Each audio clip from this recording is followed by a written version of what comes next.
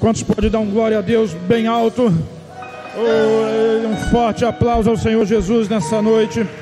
Honra, glória, louvor, poder, majestade sejam dados a Ele eternamente, pelos séculos dos séculos. Grande Deus, recebe a adoração do teu povo, em nome do Senhor Jesus, em nome do Senhor Jesus, aleluia, glória a Deus. Antes de você se assentar, dá um oi para quem está do seu lado, aí mesmo que seja de longe. Diz a paz do Senhor Jesus, graça e paz da parte de Deus sobre a sua vida.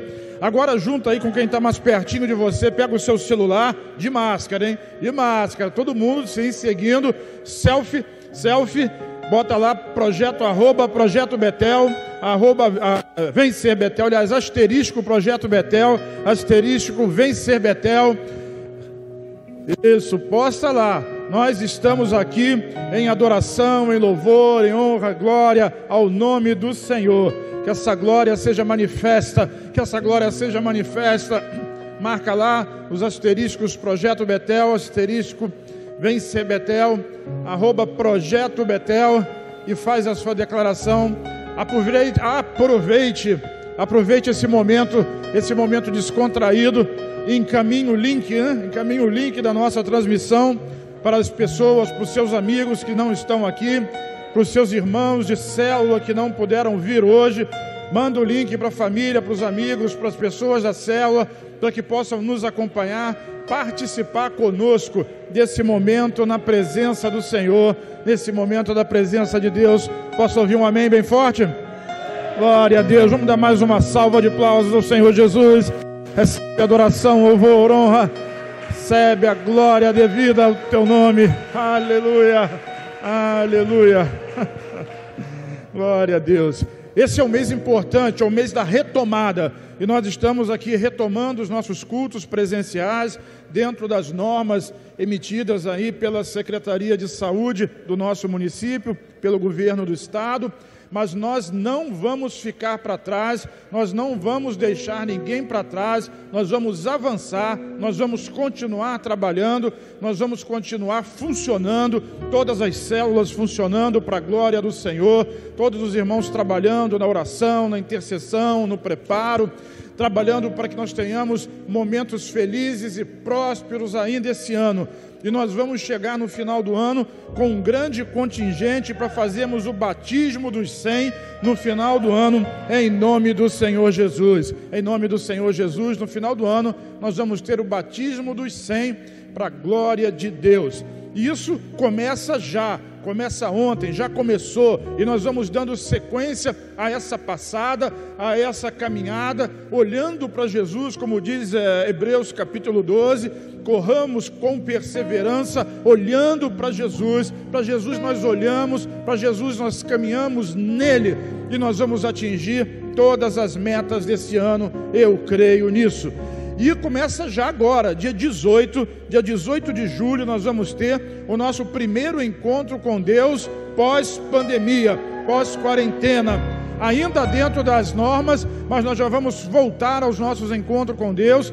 Tem gente que está parando, tem gente que está fechando porta de igreja, nós estamos abertos, funcionando, hoje todos os prédios funcionando novamente. Nós estamos agora paralelo ao Projeto Betel 44, ao Projeto Betel Niterói, todos os prédios funcionando, todas as células funcionando, e no dia 18 de julho nós vamos ter encontro com Deus.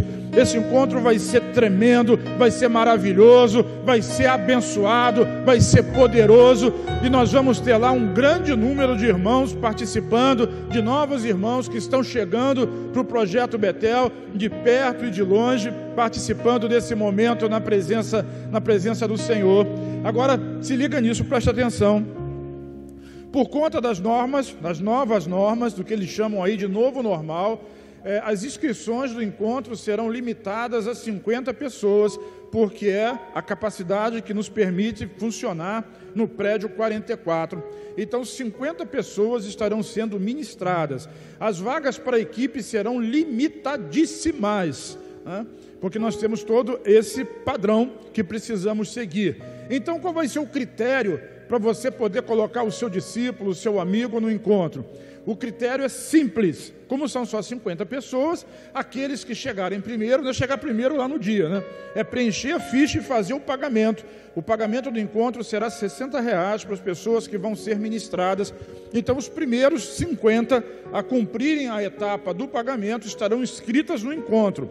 Os demais, após 50, esses ficarão inscritos para o próximo encontro. Quando vai ser o próximo encontro? Não sei. Pode ser que no mês seguinte. Na verdade, nós vamos trabalhar para isso. Já que nós não podemos ir para o sítio, não posso colocar pessoas dentro do dormitório, embora o sítio seja arejado, muito mais arejado, lugar aberto, mas a gente não pode botar muitas pessoas dormindo no mesmo quarto, no mesmo dormitório. Então, enquanto durar esse período de quarentena, nós vamos estar fazendo encontro no prédio, encontro de um dia só, sempre aos sábados, e vamos iniciar isso agora, dia 18 de julho. Essa imagem que você está vendo aí já está à disposição nos grupos de pastores, de líderes, já está sendo postada. E eu queria que você repostasse isso, anunciasse, colocasse isso para frente, e nós vamos preencher ainda essa semana as 50 pessoas que vão participar desse primeiro encontro. Isso é importante, por quê? Porque você está me pressionando, você está fazendo pressão contra mim para marcar um outro encontro para 15 dias depois, para uma semana depois. Depende do quê? Depende do número de pessoas que tiver para participar. Mesmo que a gente precise fazer encontros contínuos, mesmo que seja semana após semana, nós vamos fazer até atingirmos a meta. Nós não vamos deixar ninguém para trás. Quem está comigo diz amém? Nós não vamos deixar ninguém para trás. E nós todos fazemos parte disso. Não tenha medo. Nós já temos ministrado durante 2 semanas seguidas que os cavaleiros do Apocalipse, esses demônios, eles se levantam, mas as 4 faces de Cristo, elas nos protegem, elas nos guardam e elas vão nos manter protegidas contra todo mal, contra toda tristeza, angústia, pobreza, crise financeira, pandemia, vírus, bactéria, ou seja lá o que for.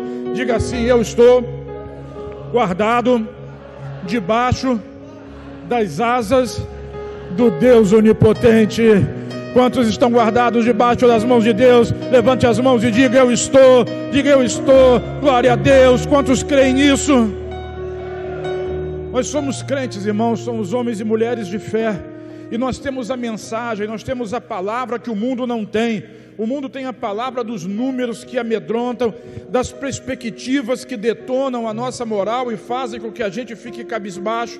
Agora há pouco, antes do culto, o pastor Jefferson estava me dando testemunho dizendo: o mercado não vai parar, ele continua aquecido e nós vamos prosperar. Eu estou vendo isso no mercado.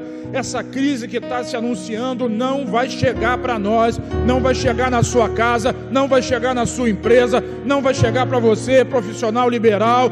Deus o protegerá e o fará prosperar nesse tempo de dificuldade. Você que ainda é empregado, você que ainda vive de emprego, creia, Deus prosperará você no seu trabalho, no seu emprego, para a glória do nome dEle.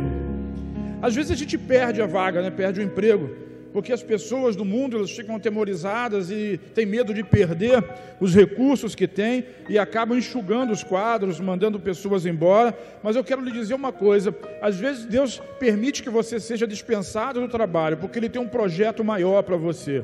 Abra os seus ouvidos espirituais, os seus olhos espirituais. Talvez você não tenha sido o seu chamado, o propósito que Deus colocou na sua vida, não seja um propósito de viver de emprego, mas de fornecer, de dar emprego, de empresariar, de abrir o seu próprio negócio. Fique atento para aquilo que Deus está fazendo, e nesse tempo Deus vai fazer coisas extraordinárias. Por quê? Porque toda vez que se levanta uma crise, preste atenção, toda vez que uma crise se levanta, junto dessa crise sempre vem uma grande oportunidade.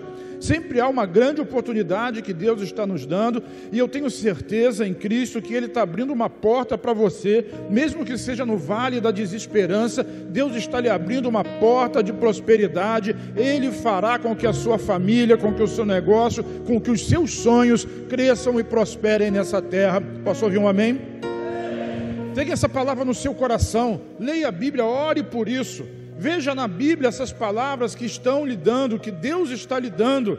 sabe? Mesmo que uma língua, uma arma, em Isaías 54, o profeta fala sobre isso, nenhuma arma forjada contra você vai prosperar, vai prevalecer, nenhuma língua, nenhuma palavra que for declarada contra a sua vida prosperará, porque o Senhor vai derrotá-la em juízo. O Senhor é contigo, Ele é o teu Deus, Ele te abençoa, Ele te guarda e Ele te protege. Os anjos do Senhor se acampam ao redor da sua vida, da sua casa, livram você de todo mal. Declare isso todo dia, antes de dormir, de manhã quando se levanta, diga: eu sou justiça de Deus em Cristo Jesus, eu sou amado do Pai, eu sou abençoado pelo Senhor. Viva a expectativa de um bom dia, viva a expectativa de um dia abençoado, e saiba que no novo dia, Deus sempre vai trazer algo de bom e algo novo para você. Diz amém.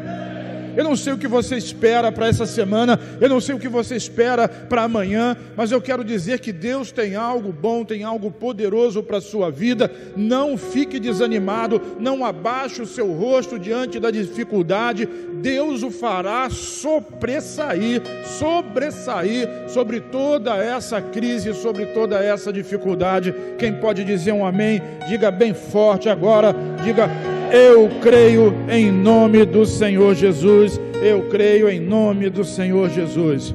Eu queria entrar na palavra hoje, diretamente, para nós ganharmos tempo, e é uma palavra importante, porque hoje nós estamos vivendo dias em que o mundo tem apresentado para nós, mundo, eu digo mundo porque ele jaz no maligno, não quero dizer que necessariamente as pessoas sejam malignas, mas muitas pessoas, elas são direcionadas, a sua forma de pensar, a sua forma de raciocinar, a sua estimativa da vida, a sua perspectiva da vida não é espiritual, é simplesmente natural, às vezes mundana, às vezes secular, mas normalmente natural. E o que nós estamos fazendo aqui é trazendo uma palavra de Deus, uma palavra de esperança, uma palavra de fé, e não a proposta que o mundo tem trazido para nós, de medo, de temor ou de insegurança.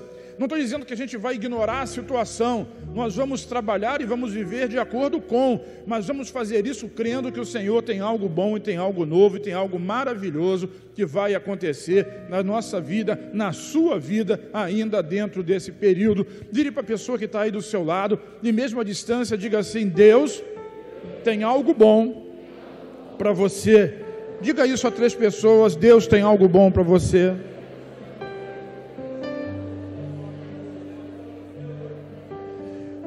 Então, a despeito da proposta indecente que Satanás tem nos trazido, a despeito da proposta indecente que o adversário tem colocado para nós, creia, Deus tem algo bom para cada um de nós. Mas diante de uma proposta complicada, de uma proposta que nós vamos chamar hoje de indecente, nós precisamos nos posicionar. Diga: eu vou me posicionar diante do adversário. Nós vamos nos posicionar como igreja do Senhor Jesus, e igreja não é o prédio, somos nós, cada um de nós é igreja, e todos nós, quando nos unimos em adoração, nós formamos a noiva de Cristo que adora ao Senhor, e nós vamos nos posicionar contra as propostas que nós temos recebido. E o texto dessa noite é Êxodo capítulo 5, versículos 1 e 2, Êxodo capítulo 5, versículo 1 e 2, e nós vamos ver como o diabo trabalha, baseando a nossa palavra hoje na experiência que Moisés, o povo de Israel, teve diante de Faraó. Êxodo capítulo 5, versículo 1 e 2, você me acompanha? Depois foram Moisés e Arão e disseram a Faraó: assim diz o Senhor, Deus de Israel, deixa o meu povo para que me celebre uma festa no deserto. E respondeu Faraó: quem é o Senhor para que lhe ouça eu a voz e deixe ir a Israel? Não conheço o Senhor, nem tampouco deixarei Israel ir. Essa é a palavra do Senhor, e essa é a resposta do adversário. O Senhor quer que você esteja na presença dEle, mas o adversário, ele prende cada um de nós debaixo de uma declaração de medo, de insegurança, de uma declaração em que nós ficamos sob ela e muitas das vezes aprisionados, e muito mais do que a declaração ao mal que ela cria, que é o medo. A consequência sempre vai ser o medo. Quem é mais antigo aqui vai entender o que eu vou falar agora. No ano de 1993, isso já se vai lá quase 30 anos, foi lançado um filme que tinha uma história muito peculiar, e o nome desse filme é Proposta Indecente, aonde um casal que teve uma dificuldade financeira muito grande foi tentar sorte lá em Las Vegas, no jogo, e no meio do jogo não foram bem sucedidos e a situação ficou pior, e aparece um milionário, um bilionário, John Gage, e ele faz uma proposta inusitada. Ele oferece $1 milhão para dormir com a mulher daquele casal. Era um casal em situação difícil, e ele propõe pagar $1 milhão para poder ter uma noite e dormir com aquela mulher. E esse filme causou muita polêmica, e as opiniões se dividiram entre alguns que achavam que essa pessoa deveria de fato aceitar aquela oportunidade, porque era uma forma de resolver os momentos, as circunstâncias que eles estavam vivendo, e outros achavam que aquilo ali é algo inaceitável e de fato uma proposta indecente, assim como se dizia, né, o título daquele filme. Mas o que é uma proposta indecente, afinal? É alguma coisa que nós não podemos conceber naturalmente, a gente não pode aceitar, a gente não pode simplesmente baixar a cabeça e concordar ou se submeter a ela.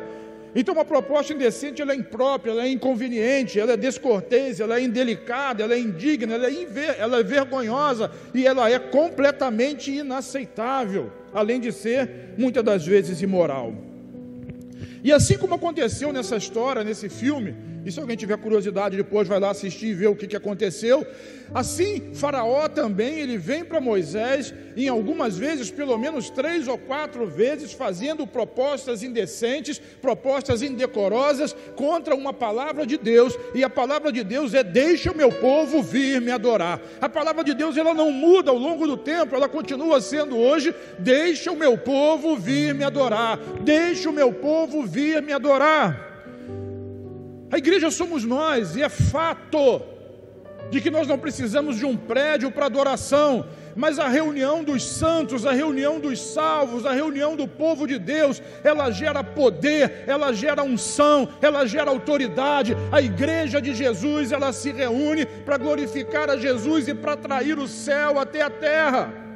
Quando você vai olhar com cuidado no Novo Testamento a respeito do poder que existe na igreja reunida, não necessariamente em 4 paredes, mas é o que nós temos hoje, que nos serve perfeitamente, porque nos é cômodo para nós recebermos os nossos amigos, os nossos visitantes, para a gente poder fazer uma filmagem, para colocar ventiladores, daqui a pouco ar-condicionado, para melhorar o conforto. Mas a igreja, quando se reúne, ela abre a porta do céu, na verdade ela entra na presença de Deus, no terceiro céu. O poder de Deus é liberado, querido, na reunião dos irmãos. Hoje nós estamos aqui vivendo a liberação do poder de Deus sobre nós, muito mais do que uma pessoa sozinha conseguiria fazer. Entenda, Deus está ministrando diretamente a nós, e nós estamos ministrando diretamente a Ele, em adoração, em louvor, em oração. As orações são mais atendidas. Por quê? Porque somos 2, somos 3, somos 4. Quando estamos debaixo de um mesmo propósito, a resposta do Senhor, ela é muito mais rápida. Diga assim, amém. Então, quando Moisés foi dizer: deixa o meu povo ir, Faraó disse: eu não sei quem é o seu Deus, eu não sei quem é o Deus de Israel, eu não vou concordar com isso, vocês não vão a lugar nenhum, vocês vão continuar presos e aprisionados e trabalhando para mim, vão continuar trabalhando para mim. O Egito significa isso, aprisionamento, lugar de cadeia, você vai continuar. Essa é a palavra de Faraó. A palavra de Faraó não muda, mas a declaração de Deus também não muda. É: deixa o meu povo vir adorar. Quantos vêm adorar o Senhor nessa noite? Quantos são livres para adorar o Senhor nessa noite? Sabe, Faraó tentou impedi-lo, mas você está aqui e a glória de Deus se derramará sobre a sua vida. Diz amém, diz eu creio, e dê um forte aplauso ao Senhor. Aleluia!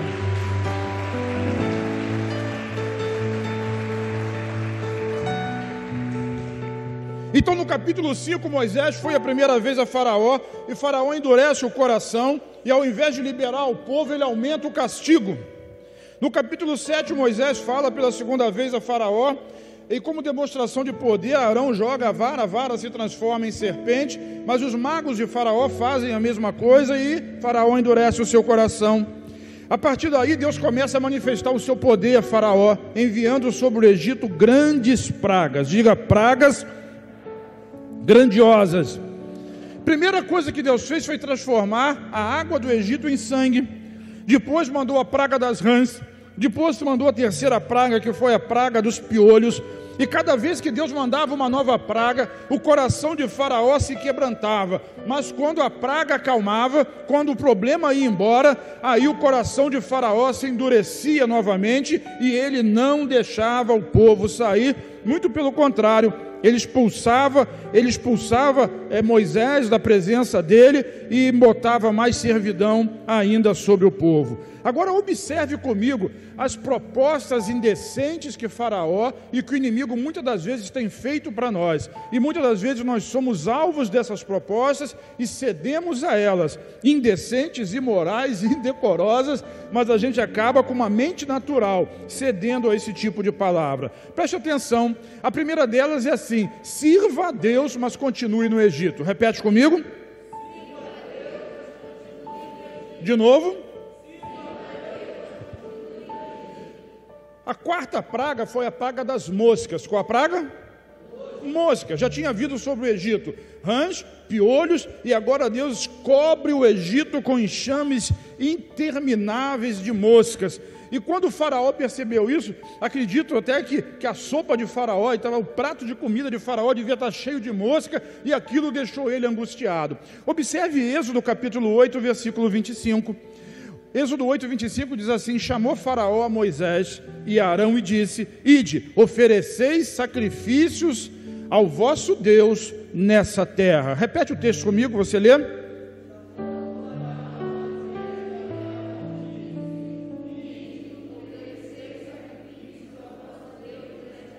Vira para a pessoa que está ao seu lado e repita essa frase assim comigo: ide, ofereceis sacrifícios ao vosso Deus nessa terra. Entende? Para que a gente possa compreender o que Faraó estava querendo dizer, a gente precisa entender que nessa terra era a terra do Egito, era o lugar da escravidão, era o lugar da prisão. A proposta de Faraó era que a adoração fosse feita, mas fosse feita dentro da terra do Egito. Ele não queria permitir que o povo saísse para encontrá-lo, ele não queria permitir que o povo fosse ao encontro de Deus para poder fazer a oferta, para poder fazer o culto e para poder declarar o seu louvor. Então, entre outras coisas, o que Faraó estava propondo é que o povo continuasse no lugar da escravidão. Querido, Faraó é um símbolo de Satanás. Faraó representa Satanás na Bíblia, e o Egito é um símbolo do mundo caído, do mundo maligno, das coisas do mundo. Então, servir a Deus no Egito, permanecer no Egito, é continuar tentando ser crente, vivendo no mundo. É a mesma coisa de você querer ser crente e continuar vivendo as coisas do mundo, participando das coisas do mundo, cultivando as coisas do mundo, os desejos do mundo, e vivendo uma vida mundana. Era essa a proposta indecente. Vocês podem adorar o Senhor, podem cultuar o Senhor, mas continua no Egito. Mateus capítulo 6, versículo 24, Jesus diz assim: ninguém pode servir a dois senhores, ninguém pode servir a dois senhores, porque ou há de odiar um e amar o outro, ou se dedicará a um e desprezará o outro. Você não pode servir a Deus e a Mamon. Não há como ser crente e viver no mundo, não há como viver com Deus, adorar a Deus e continuar a viver uma vida mundana. Isso é inconcebível, isso é impraticável, e nós não fazemos isso, nós não vivemos uma nova vida porque a lei nos proíbe, mas porque a graça do Senhor Jesus nos constrange a ser diferentes, a estar próximos de Deus. E quem está próximo de Deus não consegue viver mais na proximidade do mundo. Quem está me entendendo, diga amém. A questão é que muitas pessoas hoje continuam sendo assediadas e convencidas a viver uma vida dupla, a viver uma vida comum e mundana durante a semana, mas no domingo se reconciliar, ou pelo menos participar de corpo presente dentro da igreja, num culto de adoração ao Senhor. 1 João capítulo 2, versículo 15 diz assim, 1 João 2, 15, não ameis o mundo nem as coisas que no mundo há. Se alguém amar o mundo, o amor do Pai não está nele. Então essa é a palavra apostólica, essa é a palavra de Deus. Nós não podemos amar o mundo nem as coisas do mundo, porque quando nós temos o amor do Pai no nosso coração, basicamente o que vai acontecer paulatinamente é que todo o amor e todo o desejo pelas coisas do mundo vão desaparecer. Deus tem um amor maior para você, Deus tem um amor maior para cada um de nós. Nós não estamos subjugados ao mundo, nem à proposta indecente de Satanás. Nós somos livres para adorar. Pode ir. Não, fica aqui, adora o Senhor, mas continua aqui no meu curral. Será que isso não acontece na célula de alguns de vocês? Será que a gente não conhece gente que é assim? Que insiste em viver uma vida dupla, que gosta dos prazeres do mundo, da carnalidade, estão debaixo de uma mentira e de uma proposta indecente de Satanás. Mas nós não vamos nos submeter a isso. Quem está comigo diz amém. A segunda proposta de Satanás está no versículo 8, no capítulo 8, no versículo 28, Satanás diz para Moisés assim, Faraó diz para Moisés assim: sirva a Deus, tá bem, pode sair, mas não vá muito longe. Olha o que diz Êxodo capítulo 8, versículo 28, então disse Faraó: deixar-vos-ei ir, para que ofereçais sacrifício ao Senhor vosso Deus no deserto, somente que saindo, não vades muito longe. Vire para quem está ao seu lado e diga assim: pode ir, mas não vá muito longe. Essa proposta parece boa, mas ela é sutil, ela tem um algo por trás dela. O que Faraó não entendeu é que a palavra que Moisés entregou: deixa o povo ir no caminho de 3 dias. 3 dias representa a completude, Deus Pai, Deus Filho, Deus Espírito Santo. Então 3 dias significa que o povo iria sair do Egito, iria caminhar pelo deserto até o lugar aonde Deus quisesse que a adoração fosse feita. Quem me entende diz amém. Então essa era uma expressão nítida, hebraica. 3 dias era sair sem saber necessariamente para onde ia, mas quando chegasse o lugar, Deus declararia que aquele é o lugar da adoração. E Faraó não queria concordar com isso. Você pode ir, mas não vá muito longe. Você pode sair, mas volte logo, eu não quero perder você de vista. Parece que quando a gente deixa o filho sair para brincar na rua, diz assim: vai, mas quando eu chegar na janela eu quero ver onde você está. E assim ele quer manter o controle. O que Satanás quer? Manter o controle. Ele quer controlar a sua vida, ele quer controlar a sua mente, ele quer controlar você, ele quer controlar as suas emoções e seus sentimentos. Ele até deixa você ir, desde que você continue debaixo do alcance das suas mãos. Quem está me entendendo diz amém. Então é como se ele dissesse assim: tá bom, você até pode ir para o encontro, mas não vai se batizar não, hein? Você pode ir, mas não vai muito longe. Tudo bem, você pode ir para a igreja, mas não seja um crente fanático, ok? Tudo bem, você é crente, mas você é jovem, não entra nessa de radicalismo, de santidade, nada de célula, de discipulado. Você pode ir, mas não vai muito longe. Sirva a Deus, mas não precisa consagrar a sua vida. Você é crente aqui, mas quando você estiver lá no trabalho, na faculdade, você é igual a todo mundo que está lá. Você, como é que o encontro diz? É farinha do mesmo saco. Mas nós somos farinha do mesmo saco aqui, lá não. E a proposta indecente do diabo é sempre essa: você pode ir, mas não vai muito longe. Você pode ir, mas não se entregue de corpo, alma e espírito. Você pode ir, mas mantenha sempre um pé atrás. Você pode ir, mas deixa uma corda prendendo você, para você poder voltar, ou para eu poder puxar você de volta. Tem uma ilustração que é muito antiga, os pastores usam isso desde que eu era criança, eu escuto, mas ela é interessante e acho que vale a pena falar. Certa vez um pastor estava pregando num culto, e no final, no encerramento, na hora de fazer a ministração, de fazer o apelo, de converter as pessoas, de chamar as pessoas para Jesus, um homem aleijado levanta as mãos, e ele era coxo, aleijado das 2 pernas, e não podia andar sozinho, né? Dependia ou de se arrastar, ou de uma cadeira de rodas, ou de uma muleta, e ele levanta as mãos e vem à frente com as suas dificuldades e pergunta para o pastor: pastor, Deus aceita um homem pela metade? Porque ele era um homem inútil, da cintura para baixo, completamente inútil fisicamente. E a resposta é: sim, Deus aceita um homem pela metade, desde que ele se entregue por inteiro. Mas Deus não aceita um homem inteiro que se entrega pela metade. Então entenda, Deus quer o completo, Deus quer que você se aprofunde, Deus quer que você mergulhe, Deus quer que você se aprofunde na graça, na palavra, no ministério, Deus quer que você mergulhe no poder dele, na unção do Espírito Santo. É como um oceano que eu estou mergulhando, eu quero é mais, e você tem que querer mais. Não é só o caminho do deserto, mas ir atravessar o deserto até chegar na presença de Deus. Esse é o chamado do Senhor para nós hoje. Esse é o que Deus está nos chamando, para no meio dessa crise, dessa pandemia, nós mostrarmos que somos diferentes pelo Senhor Jesus. Nós nos entregamos por inteiro, nós confiamos por inteiro. Eu não confio só pela metade, eu não confio só uma parte, eu não confio só um detalhe, mas eu confio no Senhor com tudo aquilo que eu tenho e com tudo aquilo que eu sou. Quem está me entendendo diz amém bem forte. Ah, querido, Faraó ele tem enganado, o diabo tem enganado muitas pessoas, fazendo elas pensar que não podem servir a Deus e manter um relacionamento, ou continuam servindo a Deus e mantendo um relacionamento pecaminoso. Vamos rejeitar, diga eu rejeito, toda proposta indecente de Satanás. Diga assim, eu convido o Senhor para um relacionamento profundo. Agora coloca a mão sobre o seu coração e diga assim, o Senhor me convida para um relacionamento profundo. Diga para você mesmo assim, saia do raso, saia do superficial, saia do normal e se aprofunde em Deus. Quem pode dizer um amém?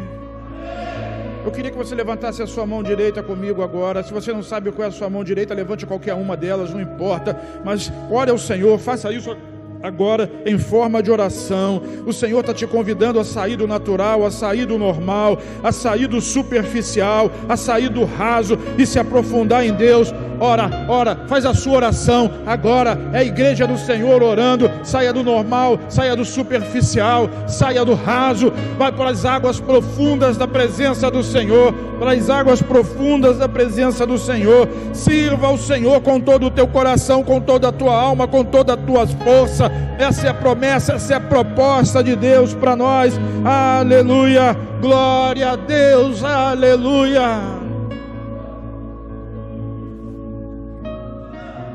Eu estou deixando você orar, ora, essa é uma oração para fazer mesmo, para consagrar. Tem muita coisa que está perturbando, tem muita palavra que está sendo dita, tem muita notícia que está sendo vinculada, tem muita coisa que está sendo postada, mas os seus olhos, os meus olhos precisam estar em Cristo, na promessa que Ele fez. Eu sou crente, eu não sou crente pela metade, eu não sou crente vivendo dentro da cerca de Faraó, mas eu vou me aprofundar em Deus, eu vou me aprofundar em Deus, e eu digo a terceira vez, eu vou me aprofundar em Deus. Diz aleluia e dê um aplauso a Ele.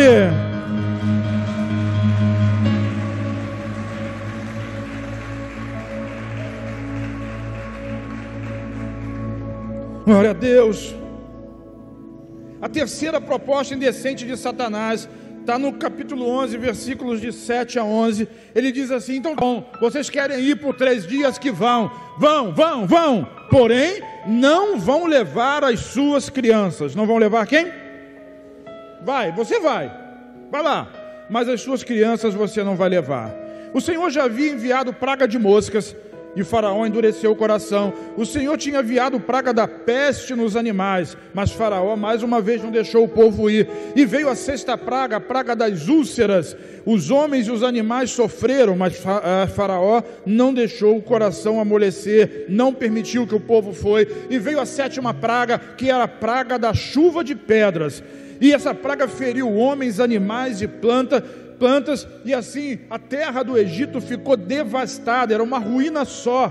E aí os conselheiros de Faraó chegaram para ele e falaram assim, deixa esse pessoal ir, pelo amor de Deus, antes que não sobre nada na nossa terra. Êxodo capítulo 10, abra sua Bíblia comigo, versículos de 7 a 11, diz assim, então os oficiais de Faraó lhe disseram, até quando nos será por cilada esse homem? Deixe os homens irem para que sirvam ao Senhor, o seu Deus. Acaso não sabes que ainda o Egito está sendo arruinado? Então Moisés e Arão foram conduzidos à presença de Faraó, e este lhes disse: ide servir ao Senhor vosso Deus. Porém, quantos são os que hão de ir? Pergunta Faraó. E Moisés respondeu: havemos de ir com os nossos jovens, com os nossos velhos, com os filhos e com as filhas, e com os nossos rebanhos e com o nosso gado, havemos de ir, porque temos de celebrar a festa ao Senhor.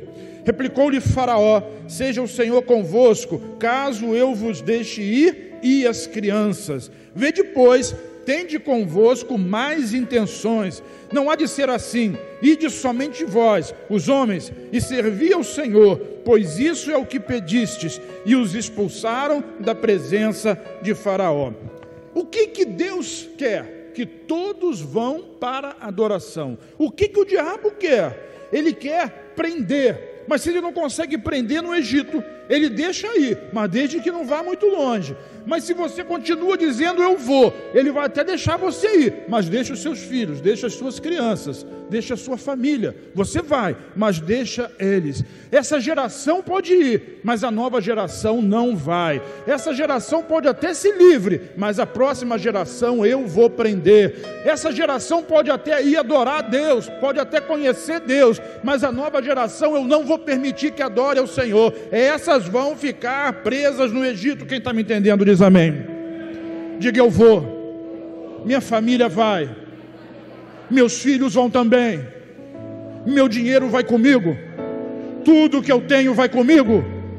Afinal nós estamos indo para adorar o Senhor, e não dá para deixar ninguém para trás, não dá para deixar meus filhos para trás, não dá para deixar nada para trás, nada vai ficar para trás, ninguém vai ficar para trás. Nós vamos entrar nesse tempo de adoração, de culto, e todos nós vamos levar os nossos comigo, vamos levar nossas gerações comigo, vamos levar todos conosco para a glória do nome do Senhor Jesus. Quem acredita nisso, diga amém. Eles querem nos impedir, mas não vão conseguir. Nós vamos adorar ao Senhor, nós vamos servir ao Senhor, nós vamos cultuar ao Senhor, e vamos levar todos conosco. Diga: eu vou.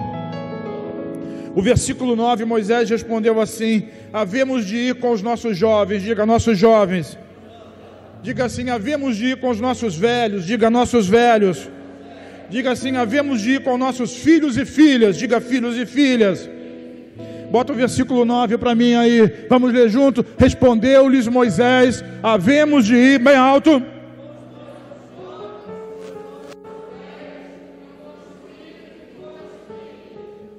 Os homens vão comigo. Homem, oh meu Deus do céu, vamos lá, hein?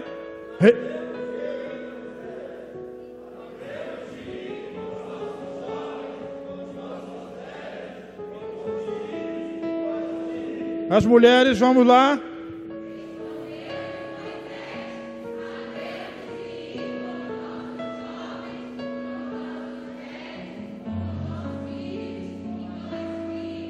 Vamos todos juntos agora a partir do havemos. Havemos de ir.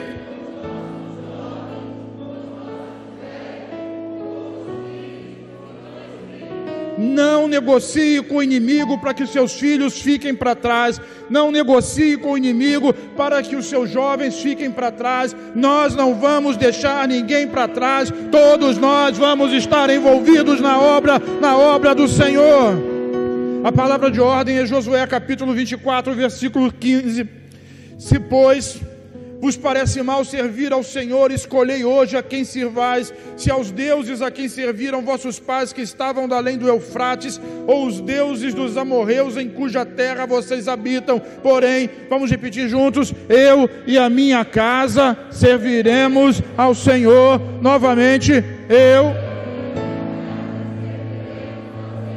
Agora eu quero só os casais falando: eu e a minha casa serviremos ao Senhor. Agora eu quero ouvir os jovens solteiros falando: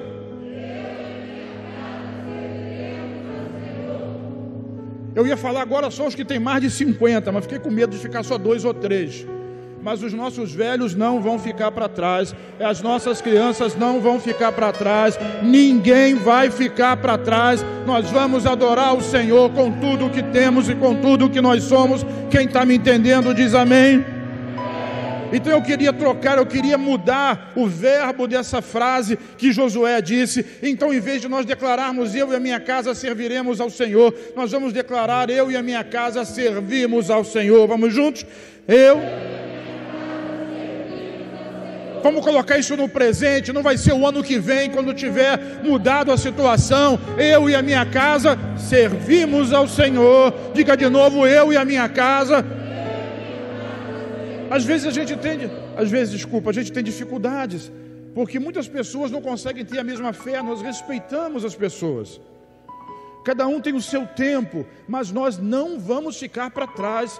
E de tudo aquilo que nos for permitido fazer, nós também não vamos deixar ninguém para trás. Eu e a minha casa servimos ao Senhor. Diz amém. Eu e a minha casa servimos ao Senhor. A sua casa é protegida. Nós vimos como o povo de Israel era protegido contra os cavaleiros, quando eles se acampavam de frente para a tenda do encontro. Ali representava a presença de Deus. Eles nem olhavam para trás, eles só olhavam para o lugar da presença de Deus. Quem guardava eles era o Senhor. Quem guardava as costas deles era o Senhor. Quem protegia ele dos escorpiões, das serpentes, era o Senhor. Quem protege dos vírus é o Senhor. Quem protege do ladrão, do inimigo, do homem mau, é o Senhor. O anjo do Senhor acampa ao seu redor. Ele acampa você em volta, em sua volta, em seu redor. Você sabe, hoje aqui tem uma comunhão de anjos extraordinária. Quem tem visão aqui vai abrir os olhos e vai ver, porque cada um de nós tem anjos que estão a nosso serviço para nos guardar e nos proteger. O problema é que a gente não acredita nisso. A gente não acredita nisso.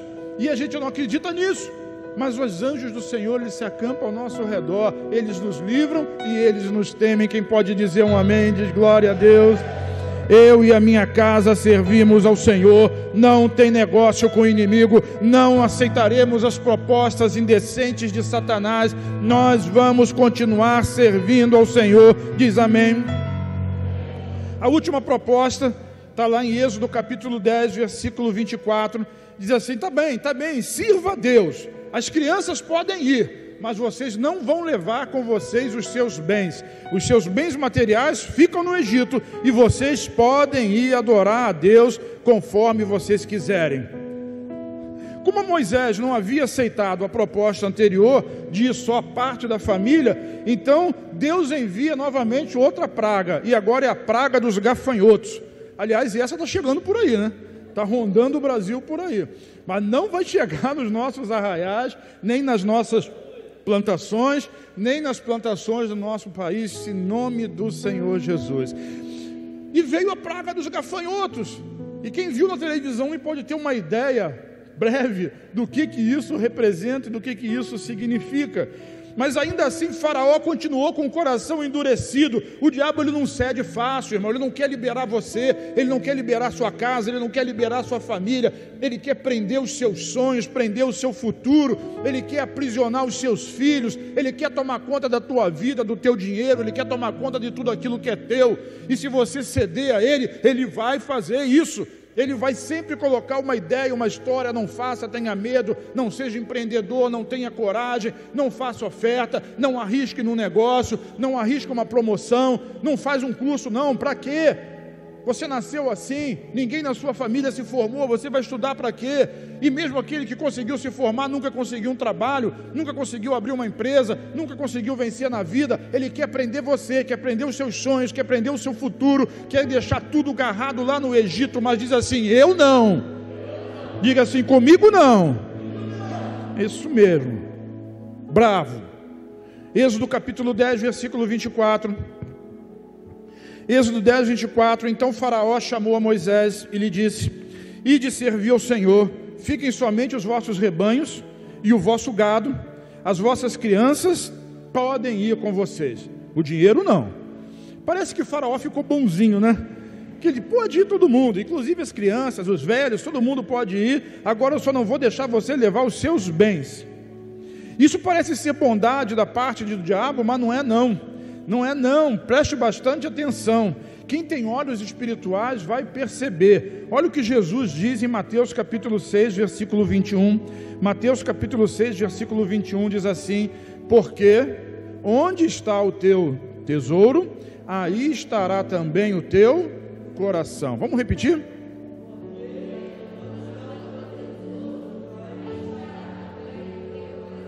Vamos novamente, para ficar mais marcante.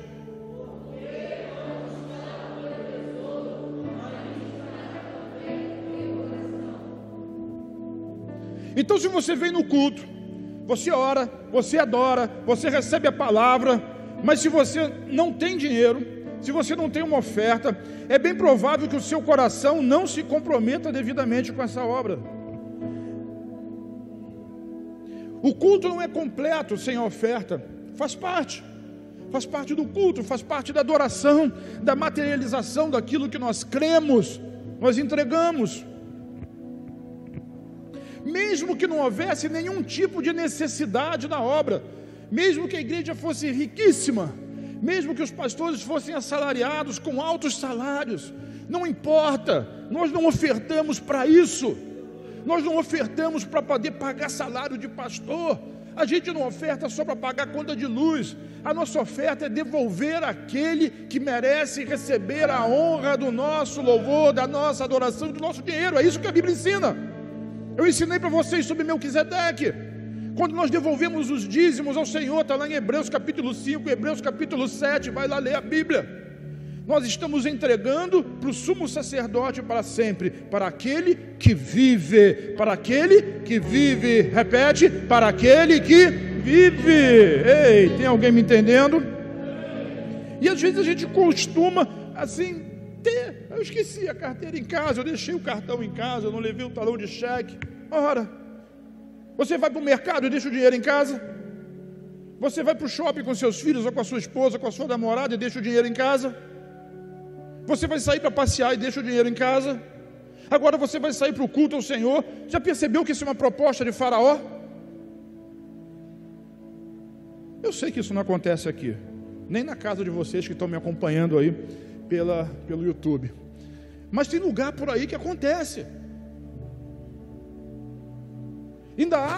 O indivíduo ainda acha que ele está economizando. Ele está economizando para poder ir para o shopping e comer no McDonald's. Quando eu estava vindo para cá, tinha uma fila de carros no drive-thru do McDonald's, do Carrefour. Devia ter uma fila de carro aí fora, porque o pão espiritual, ele é muito mais valioso do que o pão material.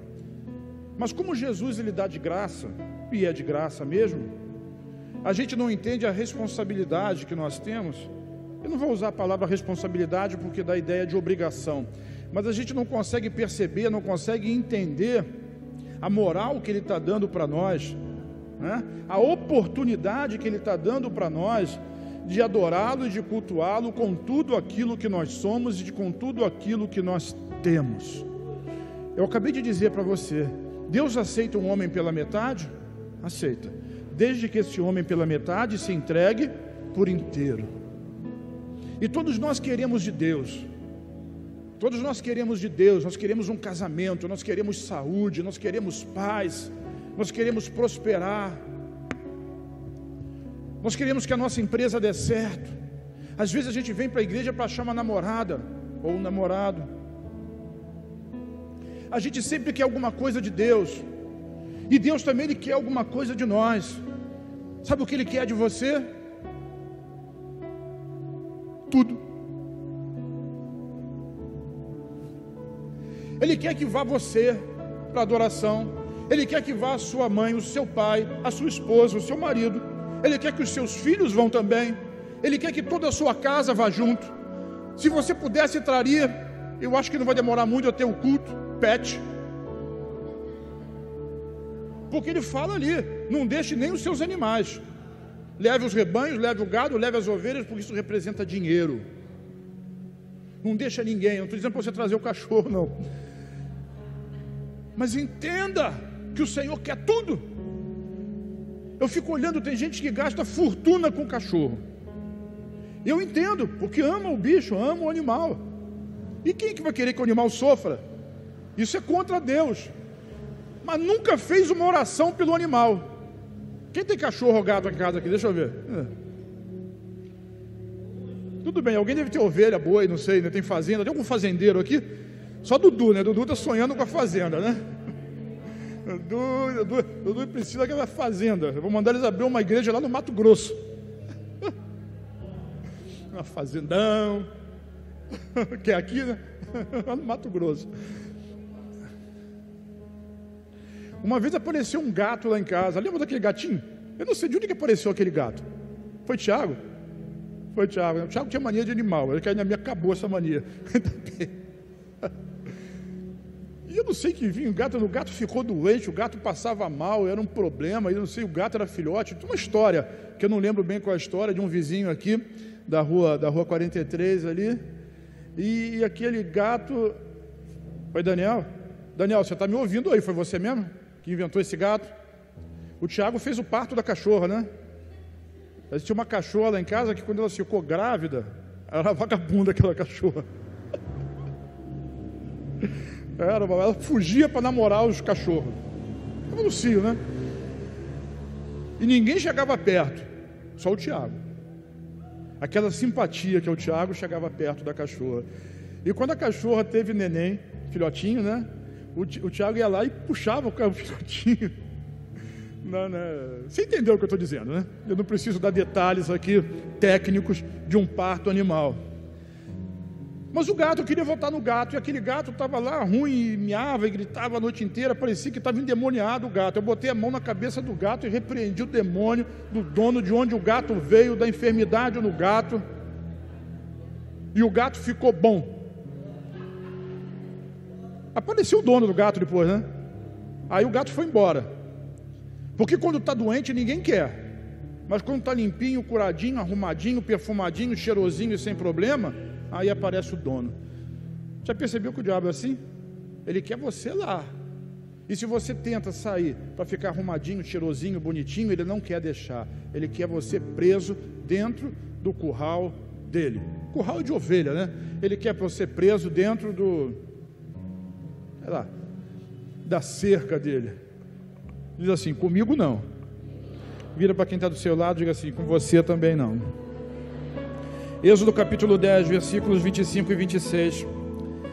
E respondeu Moisés: também tu nos tem de dar em nossas mãos sacrifícios de holocaustos que ofereçamos ao Senhor nosso Deus. E também os nossos rebanhos irão conosco, nenhuma unha ficará. Repete comigo: porque deles havemos de tomar para servir ao Senhor nosso Deus. Agora repete essa última frase comigo aqui. E não sabemos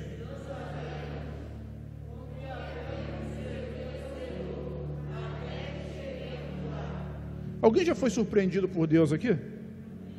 Você veio até com a sua oferta pronta, você veio com o seu culto preparado, você veio com a sua declaração de fé. Não estou falando só de dinheiro, de parte financeira, mas quando você chegou aqui e começou a oração, quando você chegou aqui e começou o louvor, quando você chegou aqui e começou a adoração, quando você chegou aqui e a palavra foi pregada, e o Espírito Santo falou com você, mexeu no seu coração e disse assim: eu quero que você me entregue. Quem já passou por isso aqui? Olha, tem muita gente que precisa ter experiência com Deus aqui. Hoje pode estar chegando o seu dia. Você não está pensando direito. Um dia você entrou numa igreja e Deus diz assim: eu quero que você dê para mim o seu coração. Você deixou o seu coração em casa? Não, Ele anda com você. E você entregou para Jesus.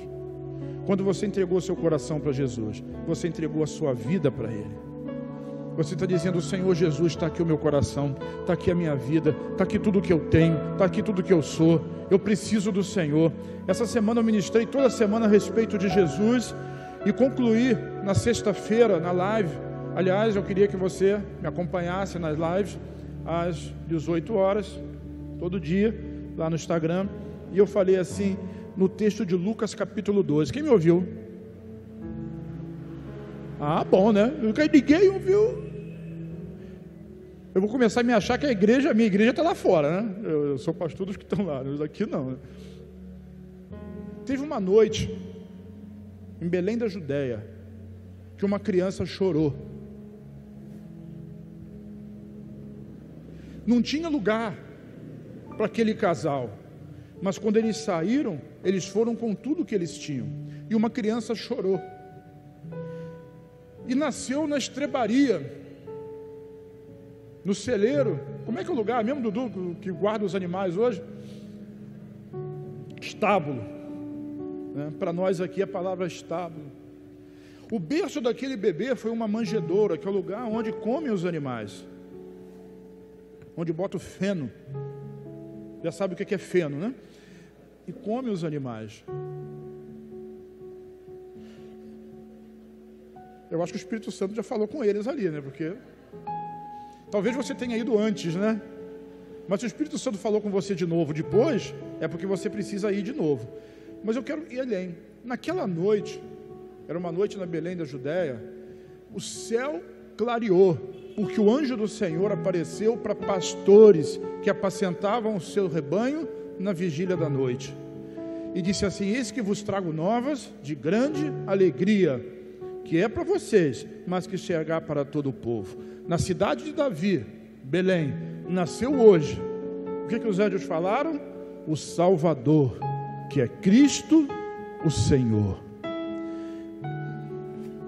Quando você entregou o seu coração, você precisava de um Salvador, e às vezes a gente esquece que a gente continua precisando de um Salvador todo dia, para salvar você desse pensamento, para salvar você dessa aflição, para salvar você desse medo da enfermidade, desse medo de perder o trabalho, desse medo de não ter dinheiro, desse medo de perder a família, desse medo de perder o namorado, desse medo de perder alguma coisa. Então naquele dia você precisou de um Salvador, e o Salvador ele veio. Eis que na cidade de Davi nasceu hoje. Não nasceu o mestre, não nasceu ali o rabino, não nasceu ali o exemplo, não nasceu ali o grande psicólogo, não nasceu ali o médico dos médicos, não nasceu ali um grande político, não nasceu ali o libertador, mas ali nasceu o Salvador. Hoje nasceu o Salvador, que é Cristo Senhor. Ele veio buscar e salvar aquilo que estava perdido. Talvez você esteja perdido no Egito, talvez o Egito tenha deixado você ir ali na esquina, mas está prendendo você pela coleira, você não vai além da esquina. Talvez o Egito até deixe você ir, mas você não consegue levar com você seus filhos, você não consegue levar com você sua esposa, seu marido, você não consegue levar com você os seus.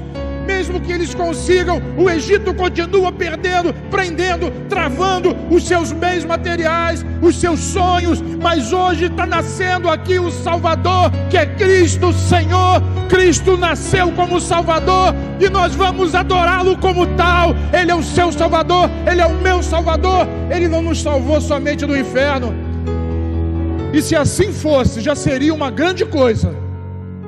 Mas a palavra Salvador, salvação, que aliás está no seu nome, é Yeshua no hebraico, é Jesus no grego. Yeshua é Salvador, Jeová salva. Ele é o Salvador, Ele é o seu Salvador, e não é o seu Salvador só no dia que você entregou a vida para Jesus, e Ele está chamando: vem. E a palavra de Jesus durante o seu ministério foi sempre assim: todo aquele que o Pai me dá vem a mim, e aquele que vem a mim, de maneira nenhuma eu lançarei fora. Porque Ele é o Salvador. E Ele diz: vinde a mim todos. Quantos? Todos. Que estás cansados, sobrecarregados, afadigados, atemorizados, ansiosos, estressados, empobrecidos, enfermos, e eu vos aliviarei. Só tem uma raça que Jesus não gosta: religioso, que se acha, que tem mais conhecimento do que Deus, e que acha que a base do seu conhecimento é suficiente para levá-lo a lugares mais altos. É Jesus, é em Cristo, é nele, é nele. E quando o povo chamou, quando Moisés chamou o povo para fora, ele fez essa declaração: vai todo mundo, vai o meu dinheiro junto, porque eu não sei o que eu vou ter que oferecer. Você entrou aqui hoje e não sabe o que vai oferecer para Deus. Eu sei o que Deus vai oferecer para você: alívio para a sua crise, alívio para o seu problema, solução e resposta. Isso Deus tem para você: vida, vida abundante, amor de Deus, amor do Pai, a bênção dele. Isso é o que Jesus tem para você. Mas o que você tem para Ele? O que Ele vai pedir para você hoje? Talvez seja o seu coração, talvez seja a dedicação do seu tempo, talvez Ele esteja te chamando para o ministério, talvez Ele esteja te chamando para ser algo ou alguém no corpo, na igreja, no meio dos irmãos. Talvez Ele esteja te chamando para te enviar lá para o Canadá, para a Índia. Às vezes a gente quer ir para o Canadá, mas a gente não quer ir para o Afeganistão. Mas Ele está te chamando. Talvez não seja para sair do Brasil, seja te enviar lá para o sertão. Alguma coisa Ele quer, e alguma coisa nós oferecemos. E o que nós oferecemos? Oferecemos aquilo que nós temos. Mas se nós oferecemos aquilo que temos, não podemos deixar nada para trás. Quando nós vamos para a presença do Senhor, a gente precisa levar tudo que a gente tem conosco. Por quê? Porque eu não sei o que o Senhor vai me pedir. Agora, seja o que for, é dele, é tudo por Ele, para Ele, é dele. E o nosso Deus é aquele que não fica devendo absolutamente nada para ninguém. Eu estou dizendo isso e quero concluir, porque hoje é dia de ceia, hoje é primeiro domingo. E quero concluir dizendo que existem duas grandes ansiedades, dois grandes problemas no mundo, que todo mundo corre atrás de resolver. Um é saúde. É o quê? Saúde, vigor, beleza, juventude, ser magrinho. Pior que eu estou fazendo isso na frente das câmeras, hein?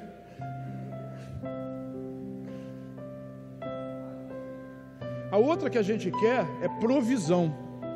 Às vezes a palavra provisão é melhor do que prosperidade. São as duas coisas que o homem corre atrás. Um país, uma empresa, uma nação, uma cidade. Saúde e prosperidade. Saúde e prosperidade. E eu quero dizer que Deus chamou, nos chamou, e aliás, igreja significa isso. A palavra no grego é eclesia, chamados para fora.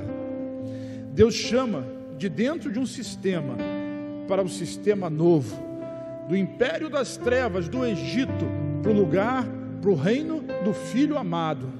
Ele nos chama para fora, nós somos chamados para fora. Não a estrutura, mas cada um de nós. E Ele providenciou solução para a igreja, para esses dois problemas. E essa solução está exatamente lá no livro de Gênesis, no capítulo 14, Melquisedeque. O pão e o vinho, que representa saúde, vigor físico, que representa perdão dos pecados e redenção. De maneira que, quando nós vamos para Jesus com fé, não com fé na sua fé, mas com fé em Cristo, e comemos do pão e bebemos do cálice, nós estamos comendo do quê? Do corpo de Cristo, e estamos bebendo do sangue de Jesus, e dizendo, eu tenho parte com Ele. E Jesus disse assim, eu sou o pão vivo que desceu do céu, todo aquele que vem a mim e come nunca mais terá fome, e a vida do mundo, e essa palavra vida está lá, zoe, não é zoe aí nós, é zoe, é vida ampla, é vida plena, é saúde, é longevidade, é a vida do mundo está no meu corpo. Por isso Paulo lá em Coríntios, ele diz assim, tem muitos que entre nós estão doentes, enfermos, e outros já morreram, já dormem, porque não conseguem discernir o corpo de Jesus. E Jesus está chamando, Deus está chamando de dentro do Egito para fora.